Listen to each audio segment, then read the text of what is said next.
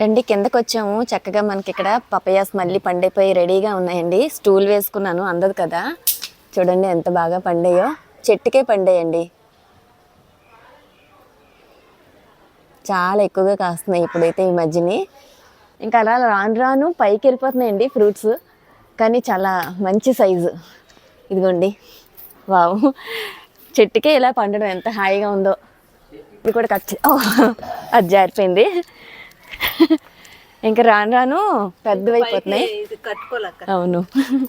ఇంకా ఇదిగోండి ఫ్రూట్స్ చక్కగా చెట్టుకే పండాయి. ఇది ఇంకొక రోజు ఉంటే చక్కగా ముగ్గిపోతుంది. ఇదైతే రెడీగా ఉంది. ఎంత చక్కగా ఉందో చూడండి, ఎంత సైజు ఉంది. ఒక రోజు ఉంచితే చక్కగా పండాయండి. ఈ విధంగా చక్కగా మన చెట్లకి మంచి పెద్ద సైజులో కాస్తున్నాయి. అయితే దీన్ని నేను ఎత్తలేకపోతున్నాను. దీని బరువు చూద్దామండి. ఇది చూడండి 2 కేజీల 45 గ్రాములు ఉంది. చిన్నది కూడా చూద్దాము. అది చాలా టేస్ట్ కూడా ఉన్నాయండి, స్వీట్గా. ఇది చూడండి 865 గ్రామ్స్ ఉంది. అయితే ఫుల్ వీడియో, హార్వెస్ట్ వీడియో ఉంది, తప్పకుండా లింక్ ఇస్తాను చూడండి. నచ్చితే లైక్ చేయండి.